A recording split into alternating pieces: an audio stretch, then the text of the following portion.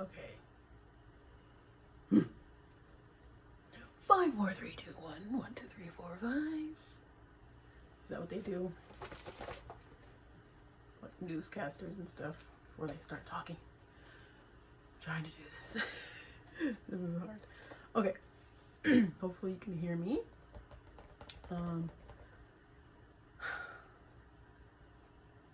Basically, what I'm trying to do is talk about a part of my life that I have not wanted to share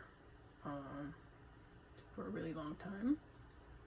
And that is because it has been something that has been very hard for most of my life, I can say now. It's a bit of a trigger warning. This is about my child. Great, I've already cried.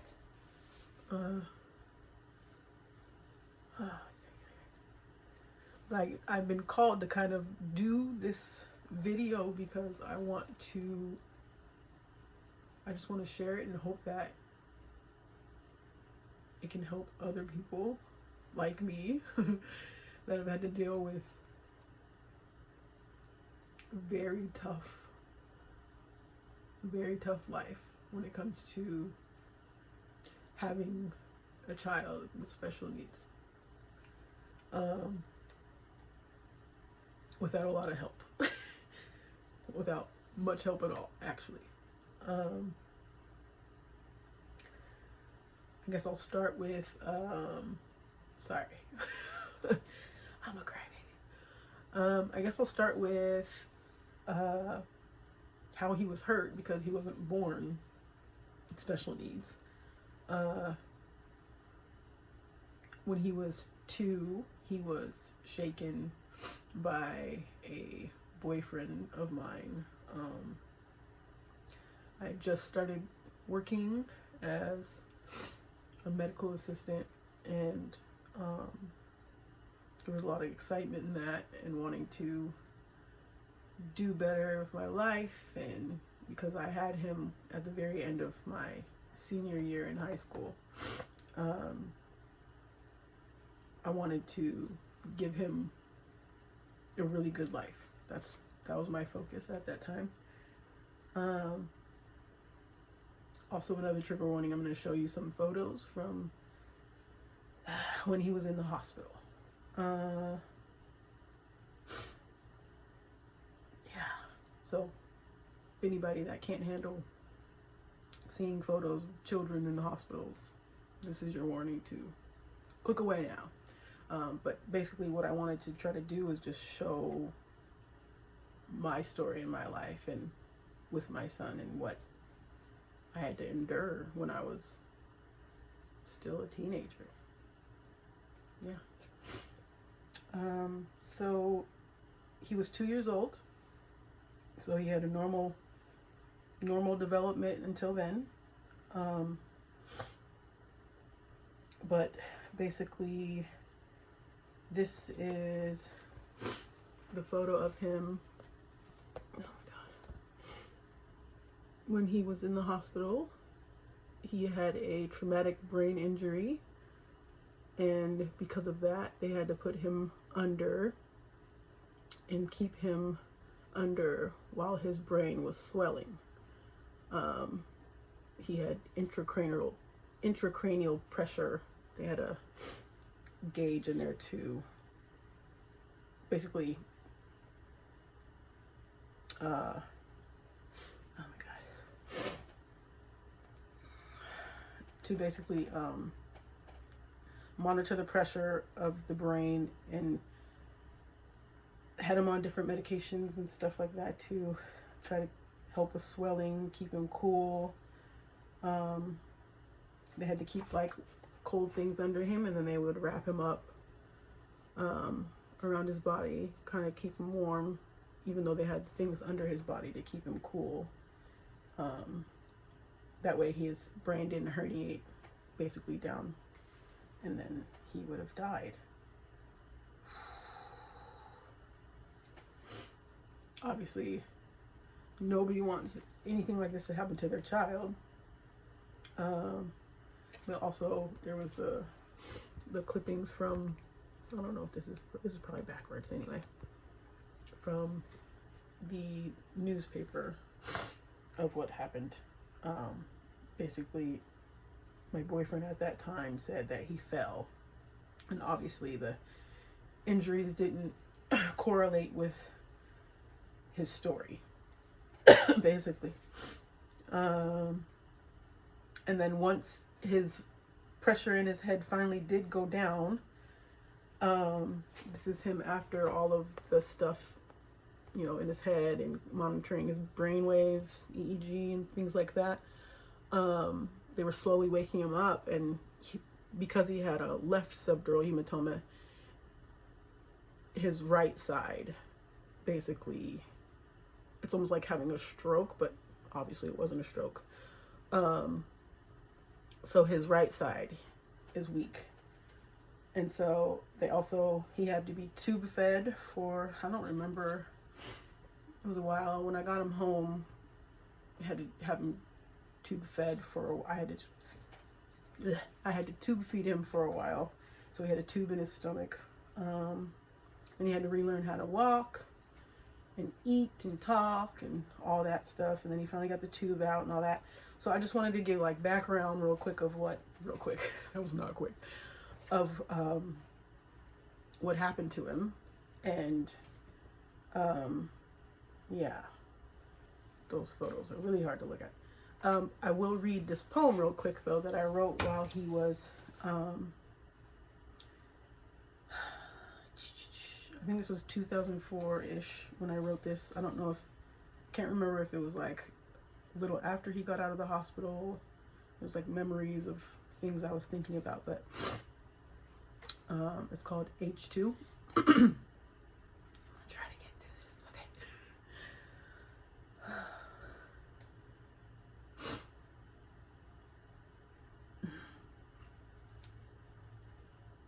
Okay, give me a second. Curly hair like Cheerios, a pudgy face, soft-spoken I love yous, and a warm embrace. Crocodile tears because a couple of no's, giving mommy a kiss with door greeting hellos. I ask, why were you almost taken from me, but only God knows. You have more living to breathe, and many more ways to succeed. They said you wouldn't make it. I felt they didn't care. They said even if you did, you would be in a wheelchair. So I thank God for the blessings and count them every day. If I knew what road to take, I would have gladly led the way. The feelings that I once felt were of shock and despair, and for that reason, I would never want to share.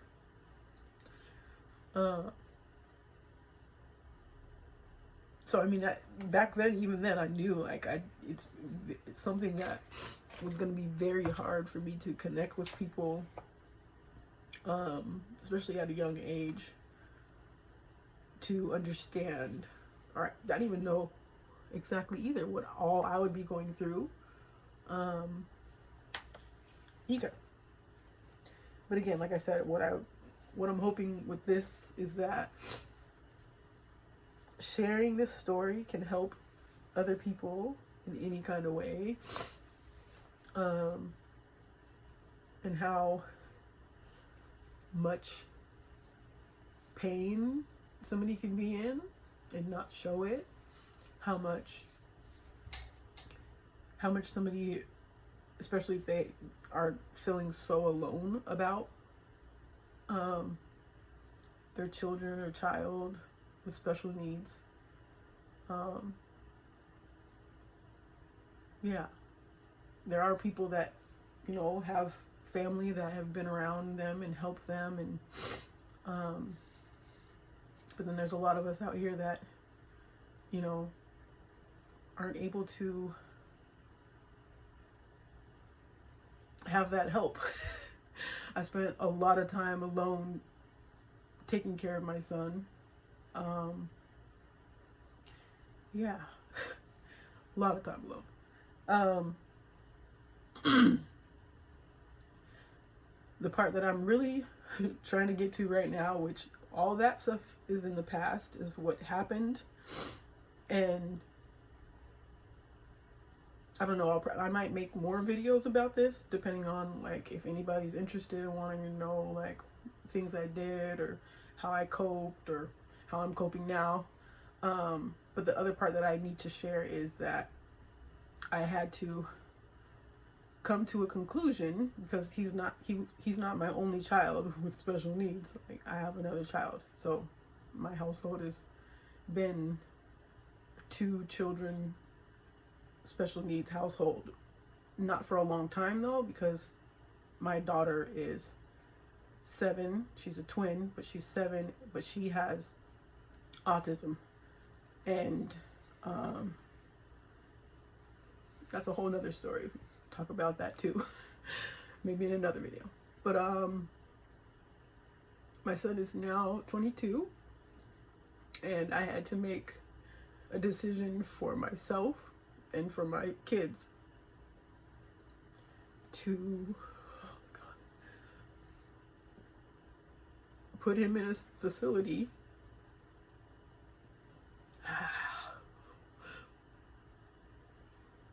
as you can see, it's still hard for me to deal with, to put him in a facility to be taken care of. Not only for my own health and my mental health,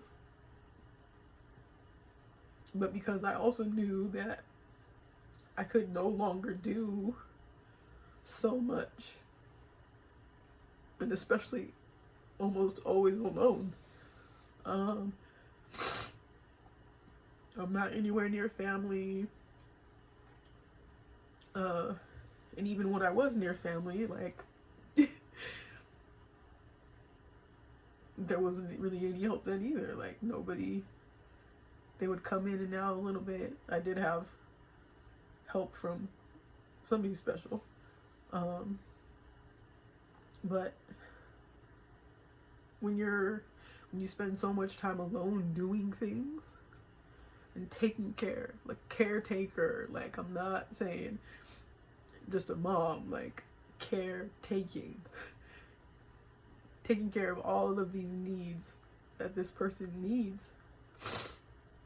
And I did my best for so long, like, and I didn't want to give up, and I still feel kind of like I gave up on him.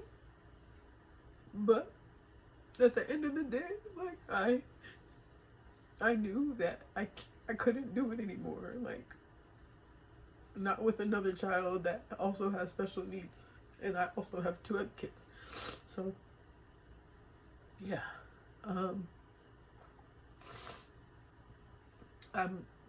you have to live your life of trying to think, like, how can I make this a positive thing?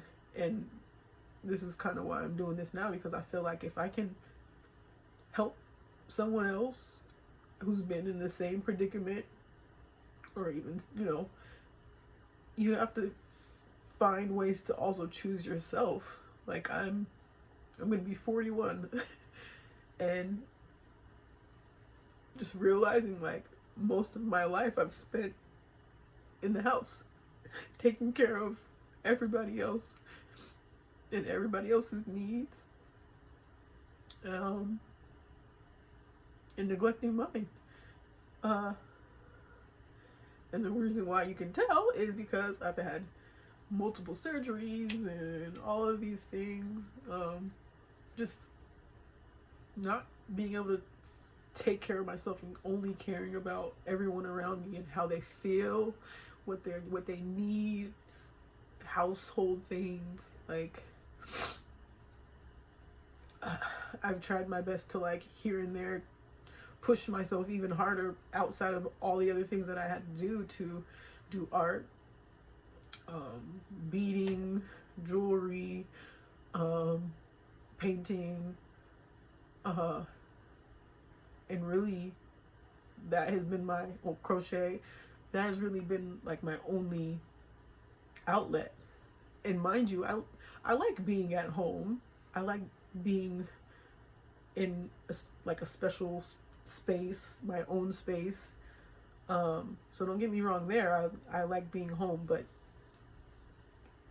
there's a difference between like being trapped in your own home and not having the freedom to kind of go out when you need to or when you want to or whatever. And, you know, choosing. Not having a choice. But yeah, my son is, his name is Myron. Call him Peanut. He's a very happy boy. Very sweet, very friendly, silly. He loves his Disney. He loves his cartoons, music. He loves music. And just life is different right now. Still trying to cope with the decision that I had to make. Every day. Every day. And in my mind, like I have to make this count the best I can. I have to make it count for him. And it's not like he's in a bad place. He's somewhere where, you know, they're paid to take care of his needs, the things that he needs. It does suck though that when he got there, maybe a month later, he had DVT in his left leg, which is his good leg.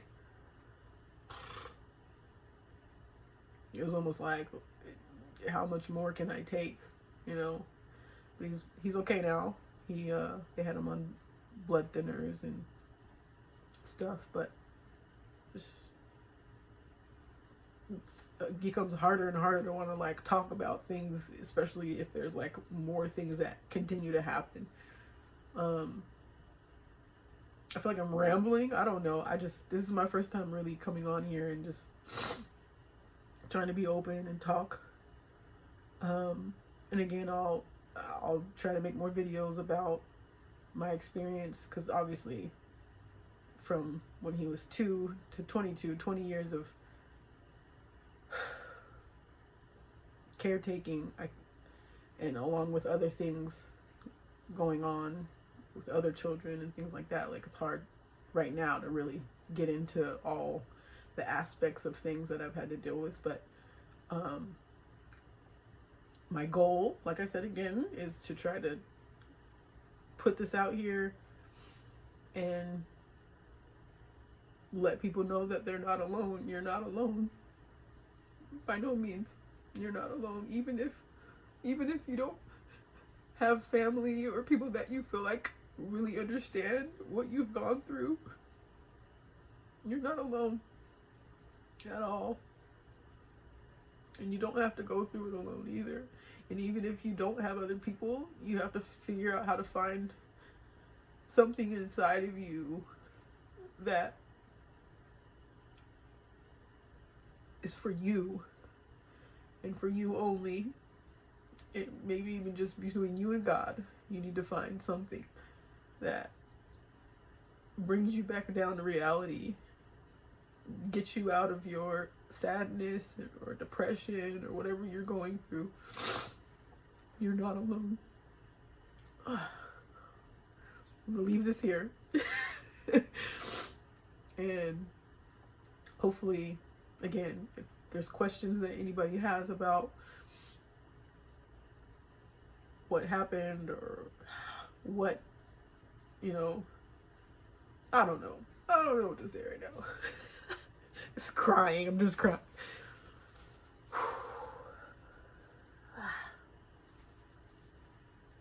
Leave the comments below. Ask me questions. I want to connect with people that, even if you don't understand or you've never been in this situation or whatever, like, I'm kind of willing to talk to other people and just find common ground with people and understanding. And I hope I didn't make anybody cry or cry too much or whatever, but again, this is just my story and my life. And thanks for listening.